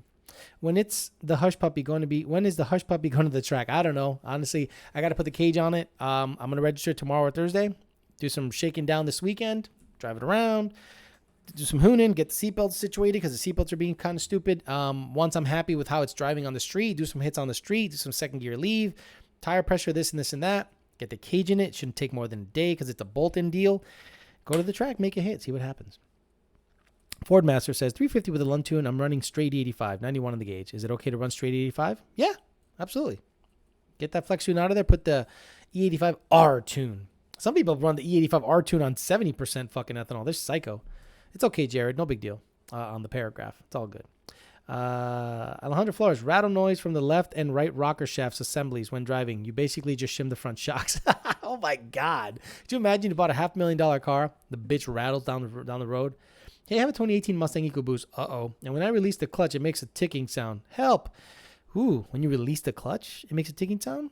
So it's drivetrain, right? Because when you release the clutch and initiate the drive line, it starts ticking. So I can't really give you any guidance unless it's ticking from the motor because you're lugging it down a little bit. If at idle, if it's fine and you take off and it starts making a ticking sound. Look, EcoBoosts are not my favorite car. They'll blow up fucking idling. You get them off the lot and you go to the right and go to Checkers and that shit'll blow up. I'm not a fan of the EcoBoost car, and I love how they're pushing this new high-performance EcoBoost car. That's just another fucking piece of shit. I don't care what anyone says. It's garbage, dumb shit. That shit should be fucking... They should be made for rental fleets only and not given to the general public. Throwout bearing? Hey, that's a good one. Chesty said maybe throwout bearing. Carlos Anderson, 4-eyed Fox Aero Aesthetics. I like I like the 4-eyed Fox way better than the Aero Fox. Alex, what's your take on OE Shelby versus an S550 with a Rouse supercharger? Both are roughly the same price. Can't decide. Both are in the low 20. So you got to understand, as slow ST, the GT500 is always going to be worth more money than any GT. Like, period. 10 years from now, if you have the GT500, they're going to say, ooh, a Shelby GT500. And they're going to, you see you in a GT, they'll go, oh, it's a GT. Now, if it's a Roush RS3 versus a GT500, yeah, I'd get the S550. It's just a better car. But if it's a GT with RS, with just a regular Roush blower on it, I get the Shelby GT500 in my opinion. Okay, your local Gato says, ran into a 1314 GT500 blower being sold for $1,200. Sound about right, price-wise? Or what do you think? Would like to mount that baby on the 11 GT500. That's a good price. I think that's a good price. Look, you can Jew them down a little bit and see what the deal is. By me saying Jew them down, it is not a racist term. It's just like a verb. It's called negotiate. So just, work on the price a little bit. Do your best. Something about Asian community. Damn, EcoBoost Mustang is popular with the Asian community here. I don't know why. Well, what the fuck? That car is the biggest piece of shit, toilet, dumb shit I've ever fucking seen, heard. Lund Racing went out with UPR and ran 9s. Awesome, cool. And then people with their stock-ass, pump-gas EcoBoost cars thought they could do the same. Guys, you know how many times that fucking bitch blew up? That car, the EcoBoost, it's got more weld on it than like a cruise ship. So, they did everything they could, and they just ended up coyote swapping it. They still have the record, like, by far. But I just don't think it's worth getting an EcoBoost when you can get a GT in minimal mods and run way better than an EcoBoost. Can you break it down in more detail as to what stage Ben Callmer MT82 builds? I already did, Josh. I said stage 1 and stage 2 have stock gears. Stage 3 has the badass shit. If you can make 1,000 plus, get the stage 3. Period. I don't need to go into the intricacies of what does what. The gears are the weak link. Get the stage 3 because it has the built gears. Stage 1 and 2 have stock gears. Joe Stute says, ProCharge 15 GT. Lately, I've had an issue with poor idle at warm start. The idle dips up and down almost all. Any ideas? Get with your tuner. Log it for your tuner. See what's happening. It's more than likely ProCharger's MAF placement. Now, I tuned a couple of ProChargers this week, and both had the relocation kit for the mass airflow sensor in the charge pipe. That's the way to do it. That is the best way to do it. Mass airflow sensor in the charge pipe. And those things just drive much better. Previous kits had the mass airflow sensor in the intercooler, which was square. So what was happening was the air would come in and the MAF sensor is up here, and the airs kind of come up in a triangular fashion, and at idle, when it's moving slowly, I think it would cause some weird turbulence where it would come up this way, that way. It would just kind of do this, and you get bad idle characteristics until you start flowing more air through it and getting a clearer signal. The MAF in the charge pipe takes care of that. Alex, Bob Glidden wants his Fairmont back. I did actually start seeing some of the old Bob Glidden stuff, and I'm like, man, that's cool. I'd love to get my car lower because I like a low stance on that car. But I think with the exhaust hanging the way it does and the long tubes hanging the way they do, that's as low as that car's going to go.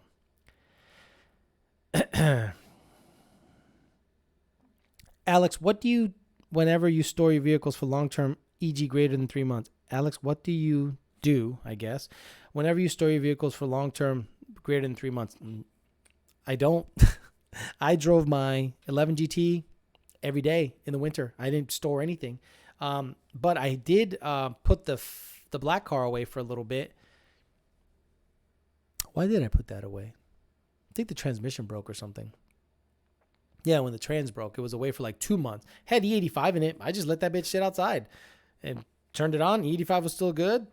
Washed it and it was fine. I'm not one of those guys that like covets their car and does fuel stabilizer. I'm going to put fuel stabilizer in the gas tank because it's going to fucking go rotten. And shut up. What do dealerships do? What do dealerships do to their cars? Do you think all these dealerships on brand new cars that have been sitting there for over a year, you think they do anything to those motherfuckers except wash them and move them maybe once in a while? No. Benito Mel Meow Solini says, thanks for answering. Was curious. Currently have a 17 GT Stage 1 Roush charge, 82 pulley, catback Roush exhaust, switching to long tube soon on 91 in Cali. Besides moving, what do you recommend to reach 700 rear wheel horsepower, E85 and return style fuel system, just to ensure that you have plenty of fuel? Return style fuel system, E85, ID 1050Xs, 79 or a 75 millimeter pulley, bam, bam, bam, 720, 730 wheel on that blower all day. Stock cold air, stock blower, stock everything. Badass shit.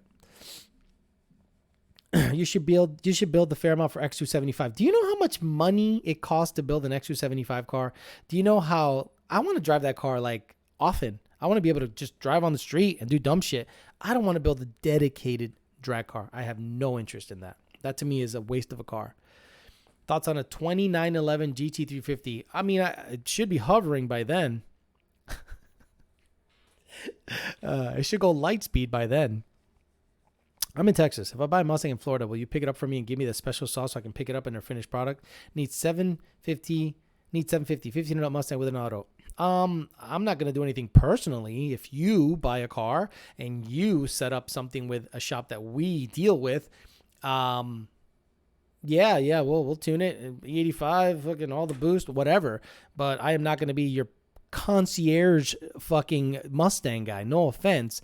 And if I do that, you better be ready to pay for my fucking time. So that means if I have to like personally pick this bitch up, modify it, tune it, guess what? I'm charging you a premium, and it ain't gonna be cheap. But no, basically no. Okay. Alex over here making money on questions that get posted daily on ACMR, I guess. Dude, I left that fucking shit. I left ACMR. I left like all them dumb fucking Shelby forums, all that shit. Because it's fucking, they're full of retards. They're full of fucking retards. I store my 350 every winter and never have used fuel stabilizer. Internet would tell you my engine blew up as soon as spring came, and on 19,000 miles, mini track days, autocross runs. Exactly. The internet's fucking stupid motherfuckers that have never done shit that are so-called expert. I had a guy tell me, Alex, why don't you go, you just built the car, go wide open throttle immediately. Because I'm not a fucking moron. I have a decent amount of money to this Fairmont, and I don't want to just go leaving the parking lot, and maybe there's a bolt loose, maybe the transmission, something. I'm going to baby it a little bit, make sure it's good, and then go watt here and there, shake it down, then take it to the track. Then he's like, oh, many built cars go watt immediately. Meanwhile, this motherfucker in his Civic SI talking all this shit. Josh Miles says, thanks, Alex. Your opinion matters much to me. Haven't found a California tuner that compares to you. Thank you. It's not me. It's Lund. I mean, I use Lund's files, but I appreciate it. Look, all I do is give you that little extra, hey, man, stop being a fucking asshole. Here's a tune. And people tend to like it because I talk to them like a normal person. And I actually do reply in a timely fashion. Tell me why I should choose the 85 over C10 or C16 besides cost per gallon. You shouldn't. If you can get C10 or C16 easily, have at it. E85 is just cheap. That's it. If I'm, once again, what do you think about the 2010 Mustang GT? It's garbage. I mean, that's like common knowledge if you know my channel. I don't like it. It looks like a Coyote and it's not, meaning, you know, the design changed. So it made people think it's a Coyote car and it says GT on the side and you go, oh, gay. MGW or Barton? Barton. X275 owners only post on Yellow Bullet. Got to bring the Civics into this, huh? Yeah, dude. Oh, Brooklyn Zoo. Oh, Chris Diaz. Hey, that's Chris Diaz who likes to swerve on them bears in Florida. You know all those bears in Florida? All them fucking bears? Oh, shit. Yo. I saw a bear, man. I was like, bah. And shit just happened, bro. This motherfucker. Jessica Barton all day. Oh, wait. Wrong Barton. I like more ass. That girl's skinny. Storing your car for the winter, that's a joke. Driving car show, 365 days a year in California. Exactly. Can you tell us your worst dating stories? Oh, that's another day, dude. That's another day. You got to be respectful, too. You know, when you're with someone, you can't just talk about old shit because, you know, it's a bad look. But, you know, people have told me to start a dating channel, but you guys don't want it. Don't want to see that shit. You want to talk car shit, so I'll just talk car shit. But I'll once in a while sprinkle some dating stories. But I've been on some fucking doozies. I've been on some... Okay, I'll tell you one quick one. Nothing bad. I used to love just going to Yard House. Why? It's open late, it's close by, and it's like no effort.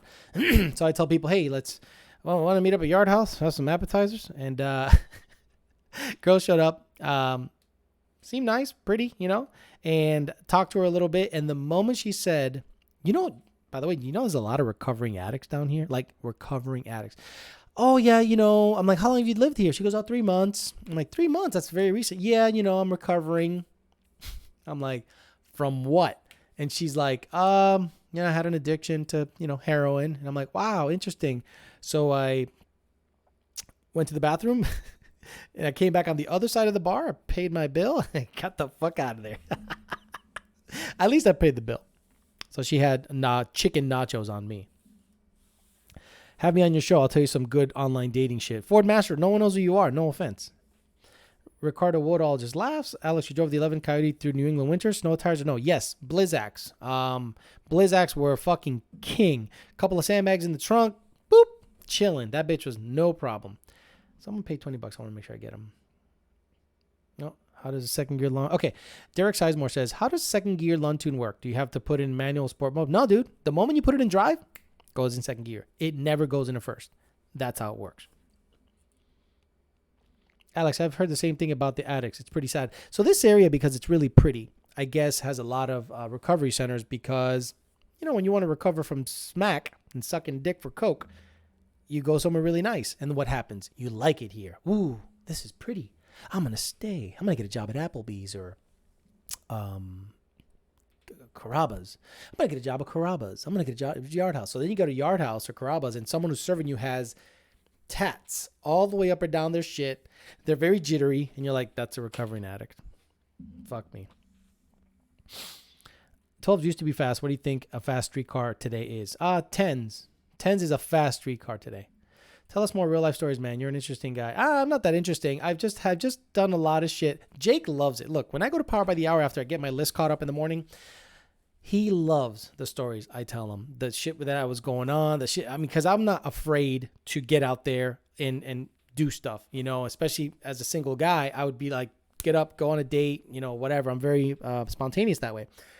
So a lot of crazy shit would happen. And guys that have been in relationships a long time go, really? That's how it is out there? I'm like, absolutely.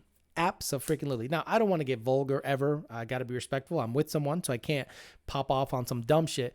But yeah, there are some stories that could fill a channel. Like, I could literally make an Alex Dating Stories channel and make like parodies of it, and it would be killer. But you guys said you didn't want it, so fuck you. Here's your food, tracer marks on the arms. Exactly. It's like they'd come up and like, how can I help you? You're like, give me the check for this water. Get the fuck out of here with that shit. Seriously. Talk knock. What's normal to see on an Engage at Cruise at Watt? 0. 0 is normal. 0 is normal. Okay, 0. Negative is good always. Negative, knock. Think about it. The PID is knock. So anything negative is good. YOLO probably had a sword fight or two. No, that I never had. I was never in the same room with another guy's dick out. Never. Fuck that. That is bullshit. A lot of people tell me, he's like, oh, I had a buddy of mine was telling me, oh, I've had threesomes before, and I'm like, wow, what's that like? It's weird. I would think it's weird to have a threesome, right? Because it's someone always ends up losing out, right? Let's say you get lucky enough to get 2 girls, and one's gonna feel better than the other. One's gonna react better than the other. That's where you're gonna stay. She's gonna be, relegated to, box licking duties or, ball rubbing duties. So it's a weird situation. So someone said, yo, I've had a threesome. I'm like, you have? How was it with 2 girls? Oh, no, it wasn't 2 girls. It was me and a buddy banged a chick. I go, you did not have a threesome. She did. Alex Dating Stories channel would be called the Knock Sensor. Hey, dude, I has pistons. Excellent. I love it. You ever took a chick home and she was a he? No, but I was hit on. A girl, a thing, a man dressed as a woman on a Allegiant Airlines flight from Indianapolis after PRI to Fort Lauderdale. And you could tell it was a dude, right? It was like, it was walking weird. The hips, the hips weren't jiggling just right with it. When women walk in heels, they just look really good. This thing was kind of going. So I said, that's a fucking guy. So I'm way at the back of the motherfucker. And I did not ask for the pronoun. So I'm way at the back of the airplane. And, they give you the opportunity to like, it's ma'am. I love it. To buy like a snack box or some shit. So I was like, can I get a deli snack pack shit? And the guy, because it was a very obvious, it was like Filipino. And that's the crazy thing about Filipino transsexuals, if you want to call them. They look feminine already. So you're like, the Adam's apple, but it was obviously a guy. So I was like, oh, okay. Can I get, one of those deli snack pack shits? And she did. And then usually they take your credit card right away, but they didn't. And I'm sitting there waiting going, shit, I didn't pay for this. So I'm one of those paranoid guys. I don't, I follow the rules. So I end up going, excuse me. And so the other flight attendant came by and I said, excuse me, I think you guys forgot to charge me the $8 for the thing. And she was like, no, it's okay. It's been taken care of. And I went, fuck. So after I finished my shit, I knew what was coming. Right? Because homegirl got me an $8 snack pack. Now she thinks she can like hit on me, right? So I'm like, fuck. So mid-flight, I don't know, somewhere in Georgia or some dumb shit, the other flight attendant, not the gay transvestite thing, was like, excuse me, you're needed out back. And I was like, fuck. So I got up. And I was single at the time, so that was interesting. So I get up and I go to the back, and it's chowing on steak. It's like blah blah blah. I was like, almost sorry. I heard I was needed back here. Oh, and she was like, I'm sorry. So where are you from? And I'm like, Florida. Is everything okay? I heard I was needed back here. Bullshit needed. Oh no, I just want to know your name. I said, well, you know my name. You get the passenger manifest thing. You know my name. Oh, do you live in Fort Lauderdale? We're landing in Fort Lauderdale. And I said, yes, I live in Fort Lauderdale. So, okay, so now it's so she's okay. Well, yeah, we'll talk when we land. I'm like, fuck. So I go back to the seat, which is like right there, right? And then you know how they do the when you're landing and they come back with the trash bag to like, you have anything to throw away? And I was like myself, So I was like, no. And she's like, she's flirting. And I'm like, shit, right? So what happens? I'm the stupid motherfucker way at the back of the plane. So, how everyone gets up once the plane lands and just bottleneck the motherfucker? Guess what? The flight attendants have enough time to get ready. They get ready. They start, so they got their suitcases and they're ready to go right behind me. So I know I have to somehow lose them in the terminal. So, so I start making my way out, and like, luckily, somehow they got bottled up behind me. So I knew I could not outrun them. One Filipino, this woman looked, this man had thin legs and it probably could sprint pretty good. So I couldn't out sprint this motherfucker. So I said, okay, let me just get out of the thing and go to the bathroom, right? There's no fucking way this dude dressed like a woman is going to go to the bathroom. So thanks for that snack pack story. So then I go to the bathroom and I just sit there for like 10 fucking minutes, just sitting there with my backpack on, just waiting. And I go out, and guess what? She must have seen me gone to the bathroom and just waited at one of those kiosks where you buy $8 Coca-Colas. Luckily, she started looking at some of the headphones and shit, and I went and I ducked the fuck out and I got away from her, man. Dude, it was the most stressful time in my life where I had to get away from a transsexual person that was going to hit on me. Because what do you do, right? What do you say? Yeah, I'm not gay. But then she's dressed like a woman, so you're not gay. You're just not like into women with dicks. So what do you say? I'm not into women with dicks. So yeah, that's my, I was hit on by a flight attendant. Yeah. Yeah, it was unreal.